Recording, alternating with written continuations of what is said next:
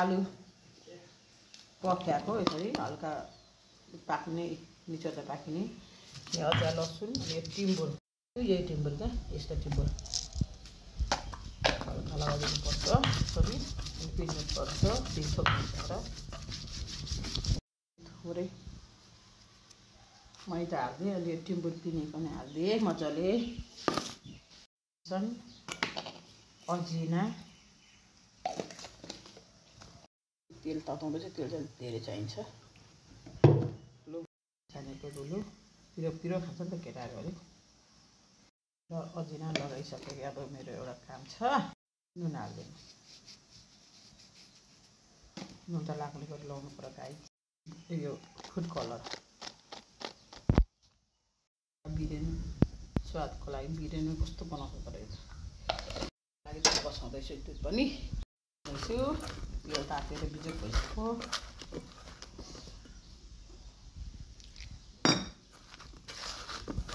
बिसाले food colour चाहिँ खुवाउनु हुँदैन भनेर सुनेर गाइज त्यही भएर मैले बिसा पनि हालिदिएको अब यसरी मलिसक्यो मजाले एकदम तर तेल तातेर रिसाइसक्यो त्यो त्यस्तो दामी हुन्छ कि गाई यस्तो मन पराउँछ नानीहरूले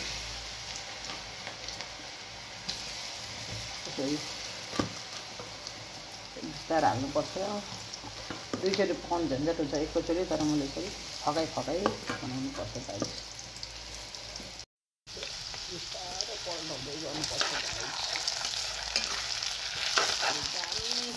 हुन्छ खानासँग खाँदा भयो यस्तोसँग खाँदा भयो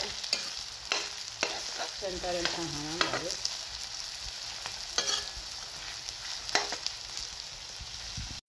छोराहरूलाई चामलको पिठोको अनि मैदा मिसाएर आज स्कुलमा खाजा बनाइदिँदैछु कति पैसाले पुऱ्याउँ यार किने चाउचाउ अन्डा के अरे अन्डा पिरो पिरो मिठो मिठो मात्रै खोज्छ त्यही भएर आज चाहिँ कहिले त यस्तो पठाइदिनु पर्यो भनेर गिलो रोटी जेठा छोरालाई कान्छा छोरालाई आमालाई फ्रिजमा राखेको हिजोदेखि त्यही भएर पनि नाखान्छ भनेर चिया खाना आँटेको गाई गाई पनि काट्दैछ मजाले फाटो हुन्छ बर्बाद हुन्छ ब्रेजीको दुध यो चिया यस्तो राम्रो छ कि मसलै हाल्नु पर्दैन क्या यस्तो बास्ना आउँछ मिठो क्या सबै मसला लगाएको छ नि त सम्झौता खान्छु म चाहिँ सम्झौताको त्यस्तो स्वाद छ कि आलु पनि पाको अब यसमा चाहिँ रोटीको लागि बसाउँछु यस्तो दामी भयो यता चारोमै त्यसलाई मेरो आलु यसरी तर त्यसले खानासँग मजाले खाँदैन तेल धेरै लाग्छ भने म त्यसरी अलिक काटेर हालिदिन्छु त्यो दामी भयो खाँदैन पनि क्या यसले यति अलिक थोरै खायो समस्या हुनाले चाहिँ अलिक नराम्रो आउँछ क्या क्यामेरा त तर यस्तो दामी भएको छ यसरी कुरुक कुरुक भएको छ फुटाउनै सकिँदैन यार तातो छ पानी बढी हालेर चाहिँ रातै मलेर राख्नुपर्छ क्या रातै मलेर गाह्रो छ घर चलाउनु भन्नु म त एकैचोटि 3-4वटा सब्जी एउटै मान्छेले हतार हुँदाखेरि बनाउनु पर्छ कहिले गाह्रो छ अब यो रोटी बनाउनु चिया पनि दामी भयो अनि अलिअलि छोराहरूको दुध खाइदिउँ न के उनीहरूलाई म त मैले आफै स्याहार्ने जिउ रोगी हुन्छ त्यो कमजोर हुन्छ अलिअलि दुध पनि खानुपर्छ त्यो मान्छेले हाम्रो नेपालीहरूको बिहान बिहान खाजा ब्रेकफास्ट विदेशमा पनि ब्रेकफास्ट के भन्छ हाम्रो खाइँदैन यसरी खाए त भात अनि दिउँसो खायो भने खाजा खायो नत्र भने छैन बिहान चिया मात्र चिया चाहिँ खानुपर्छ त्यही भएर गाई बिहान बेलुका 4 टाइम खाइँ भन्दा मोटा र पुतुना जस्तै हुन्छ होला यार 2 टाइम खाँदा यस्तो छ हालत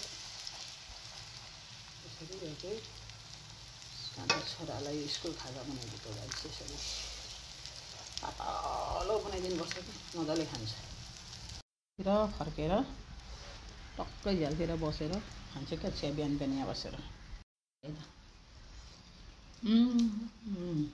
दामी टिम्बुर हाल्यो जानुपर्छ हो। अनि यो तरकारी रेडी। यस्तो पातलो रोटी पनि दिदिनँ गाई, यस्तो पातलो बनाउँदै दामी हुन्छ क्या। यो तपाईँ साह्रो दामी छ। यो रेड बुल किनेको मैले, रेड बुलको खोलको त्यो घुमाउने डुलाउनेबाट कस्तो दामी हुँदैछ नि, डढ्दैन क्या तपाईँलाई खानेकुरा पनि। रोटी पाएको है गाई चाहिँ यस्तो पातलो पातलो दाम हाल्नुपर्छ, धेरै हाल्नु हुँदैन, डढ्छ क्या मलाई, धेरै हाल्नु हुँदैन, नाखुन्छ नि त त्यो। अब यसलाई फेरि पातलो यसरी गर्नु।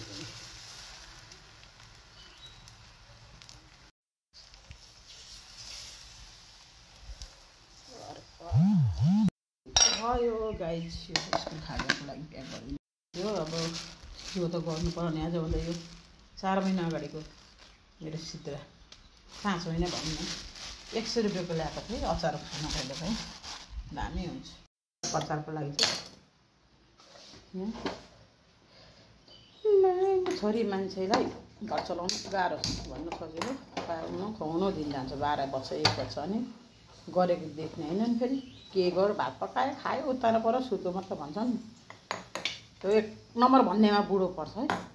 त्यो चाहिँ यस्तो दामी हुन्छ क्या गाई चाहिँ, यस्तो दामी भयो। त पातलो छ गाई चाहिँ यस्तो दामी भयो।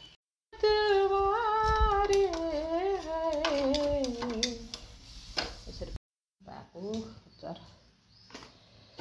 सिद्रा डराइदिनुपर्छ गाई, सिद्रा यसरी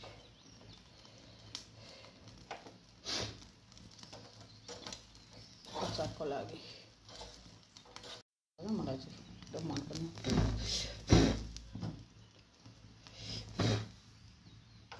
भयो अब चाहिँ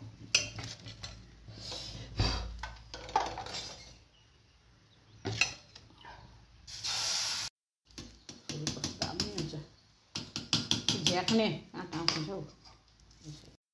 अचारको लागि रेडी गर्दैछु गाई चाहिँ काटेर।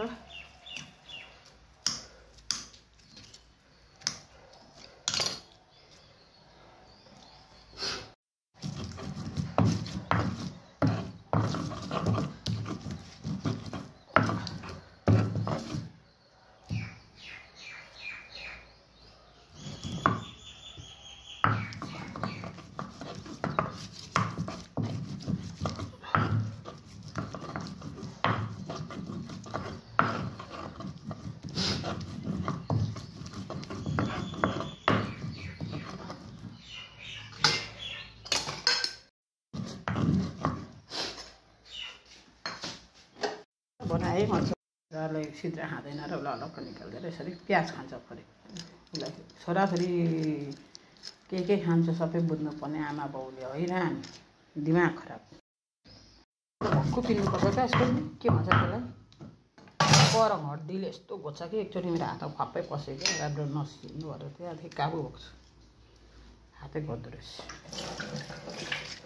चाहिँ मेरो लागि गाई खाजा लगाइदिइसकेँ, यहाँ पनि तयार छ। चिया खान भ्याइँदैन, यहाँ सेलले खानुपर्छ। कति दपेटर त जहिले सेलले खान्छ